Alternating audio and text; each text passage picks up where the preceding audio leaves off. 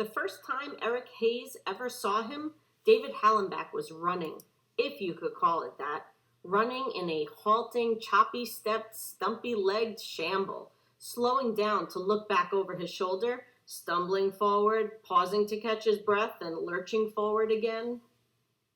He was running from, not to, and not running, but fleeing, scared, witless. Eric had never seen the boy before, but in this town, a place called Bellport, Long Island, it was true of most kids. Eric didn't know anybody. He bounced the basketball, flicking it with his fingertips, not looking at the ball or the rim or anything else on the vast empty grounds behind the middle school, except for that curly-haired kid who couldn't run to save his life, which was too bad, really, because it looked to Eric like he might be doing exactly that, running for his life. Eric took a half-hearted jumper, missed, no lift in his legs. The ball bounced to the left wing off the asphalt court and onto the grass, where it rolled and settled unchased. Eric had been shooting for almost an hour. Working on his game or just killing time, Eric wasn't sure.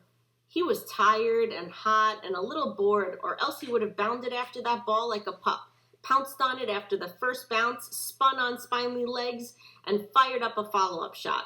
Instead, he let the ball roll to the grass, and hands on his hips, dripping sweat, watched the running boy as he continued across the great lawn in his direction. He doesn't see me, Eric thought. Behind him, there was a sprawling Final Rest pet cemetery. According to Eric's mother, it was supposedly the third largest pet cemetery in the United States.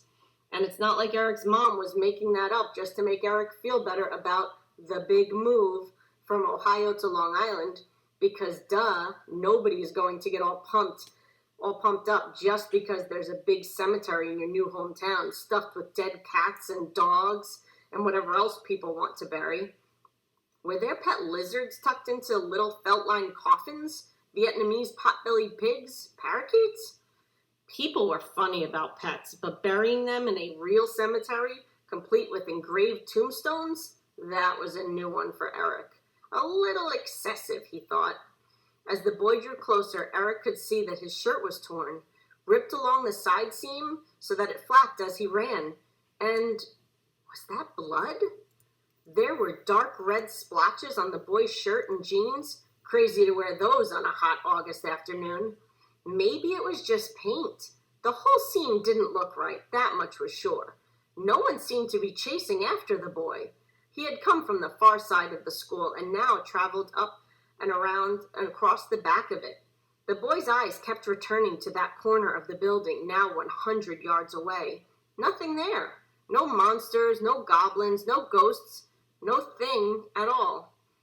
Eric walked to his basketball, picked it up, tucked it under his arm, and stood watching the boy. He still hadn't spotted Eric, even though he was headed in Eric's direction. At last, Eric spoke up. "You okay?" he asked.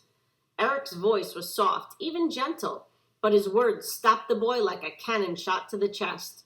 He came to a halt and stared at Eric. The boy's face was pale, freckled, mushy, with small, deep-set eyes and a fat lower lip that hung like a tire tube. He looked distrustful, a dog that had been hit by too many rolled-up newspapers. Eric stepped forward, gestured to the boy's shirt. "Is that blood?"